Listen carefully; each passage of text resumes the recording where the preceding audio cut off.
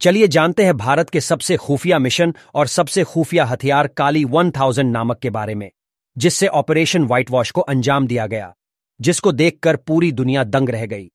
काली का मतलब है kilo ampere linear injector. KALI 1000 के जनक Bhabha atomic research centre BARC के पूर्व डायरेक्टर डॉक्टर आर चिदम्बरम थे। बार्क एक एजेंसी है जो भारत के लिए खुफिया तरीके से हथियार बनाती है। बार्क ने काली को एक इंस्ट्रूमेंट के तौर पर बनाया था, जिससे ये हमारे सैटेलाइट और हमारे डिफेंस सिस्टम को प्रोटेक्ट कर सके। काली 1000 मिलीसेकंड में 40 गीगावाट तक ऊर्जा तरंगें प्रोड्यूस करता है। आप देखिए, 40 गीगावाट। भारत में ऐसा कोई राज्य नहीं जिसको 40 गीगावाट बिजली की खपत हो। आप देख सकते हैं यह कितना खतरनाक है, और यह दुश्मन के बड़े से बड़े और अत्याधुनिक हथियारों को पल भर में तबाह कर सकती है। इसकी सबसे बड़ी खराबी है इसका साइज में बहुत बड़ा है, जिससे इसके ट्रांसपोर्टेशन में बहुत दिक्कत आती है। इसको आसानी से कहीं नहीं ले जाया जा सकता। काली के कई वेरिएंट तैयार किए गए हैं, लेकिन आखिरी सूचना मिलने तक काली 1000 सबसे ज्यादा खतरनाक है।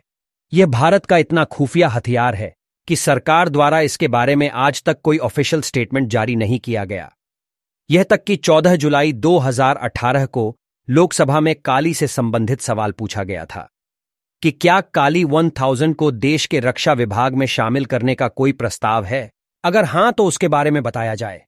लेकिन तत्कालीन रक्षा मंत्री मनोहर पार्रिकर ने इस बारे में राष्ट्रीय सुरक्षा का हवाला देते हुए कोई भी जानकारी देने से इनकार कर दिया था। काली का प्रयोग भारत के सबसे खुफिया मिशन ऑपरेशन व्हाइट वॉश में किया गया। आइए जानते हैं ऑपरेशन व्हाइट वॉश को काली से कैसे अंजाम दिया गया। जैसा कि आप जानते हैं, सियाचिन ग्लेशियर भारत की एक महत्वपूर्ण जगह है जहां भारत और पाकिस्तान दोनों देशों की सेनाएं रहती हैं। सियाचिन ग्लेशियर पर भारत का कब्जा है। इसके एक तरफ भारत की सेना तथा दूसरी तरफ पाकिस्तान की सेना रहती है। सियाचिन ग्लेशियर में हिमस्खलन की समस्या बहुत अधिक रहती है, जिसकी वजह से यहां रहने वाले सैनिकों की भी बहुत मृत्यु होती रहती है। यहां पर रॉ के खुफिया एजेंट ने दिमाग लगाया कि क्यों न इस बर्फ को एवलांच कराया जाए और खुद ही तोड़ा जाए, जिससे कि भारी मात्रा में बर्फ नीचे गिरे और हमारे दुश्मनों पर जा गिरे, जिससे कि हमें हथियार भी चलाना न पड़े और हमारा काम भी हो जाए।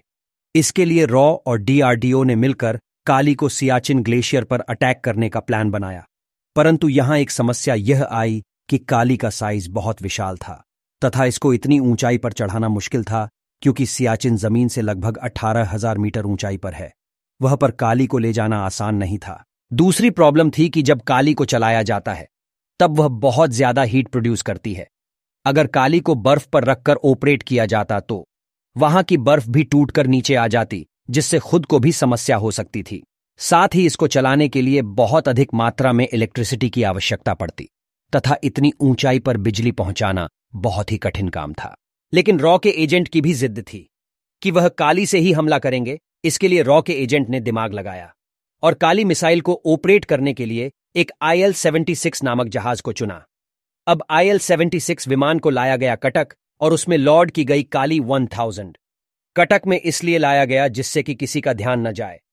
कटक से उड्डान भरकर IL-76 को सहारनपुर स्थित सरसावा एयरबेस पर लैंड करा दिया गया और वहां के जवानों को इसकी सुरक्षा में लगा दिया।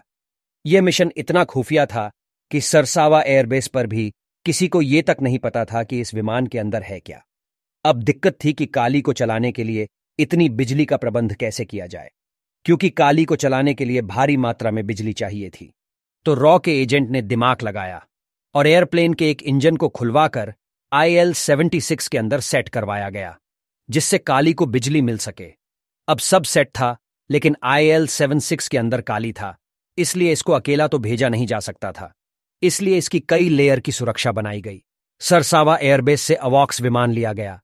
सबसे आगे अवॉक्स, उसके पीछे सुखोई फाइटर प्लेन को लगाया गया, जिसको पुणे एयरबेस से बुलाया गया था। सुखोई के पीछे मिराज 2000 को लगाया गया।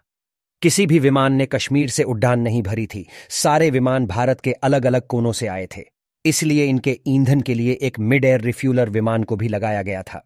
अब देखिए, सबसे आगे अवॉक्स विमान, उसके पीछे काली IL-76। इनकी सुरक्षा के लिए सुखोई और मिराज 2000 और साथ में फ्यूल के लिए मिड एयर रिफ्यूलर को भी लगाया गया था। साथ में इसरो के सैटेलाइट भी वहां पर नजर बनाए हुए थे। किसी भी प्लेन के कप्तान को नहीं पता था कि हमला कहां करना है। ये सिर्फ IL-76 के कप्तान को पता था हमला कहाँ करना है। IL-76 को सरसावा एयरबेस से 7 अप्रैल 2012 को सुबह 4 बजे उड़ान भरता है और 5:40 पर पहुंच जाता है सियाचिन। वहां पर काली के द्वारा लेजर बीम को इंजेक्ट किया जाता है, जिसकी वजह से सियाचिन ग्लेशियर में भारी हिमस्खलन हुआ और बहुत विशाल बर्फ की चट्टान लगभग 300 किलोमीटर प्रति घंटे की रफ्तार से पाकिस्तानी सेना पर जा गिरा, जिसमें पाकिस्तान के लगभग 124 सैनिक मारे गए। इस प्रकार भारत का एक टॉप सीक्रेट मिशन कंप्लीट हुआ, जिसे ऑपरेशन व्हाइट वॉश का नाम दिया गया। यह ऑपरेशन इतना सीक्रेट था कि कोई भी गवर्नमेंट ऑफिस इस ऑपरेशन को मानने से इनकार करती है। पाकिस्तान ने अंतर्राष्ट्रीय दबाव बनाया, लेकिन भारत ने इस ऑपरेशन को मानने से इनकार कर दिया। भारत का कहना था कि उसके पास काली नाम का कोई भी हथियार नहीं है तथा ऑपरेशन व्हाइट वॉश कोई ऑपरेशन नहीं था। यह केवल एक हिमस्खलन था जिससे भारत का कोई लेना देना नहीं है। अगर आपको भारतीय सेना, भारतीय खुफिया एजेंसी रॉ और DRDO की दिमागी शतरंज पसंद आई हो तो वीडियो को लाइक करें और ऐसी वीडियोस के लिए चैनल को सब्सक्राइब जरूर कीजिए।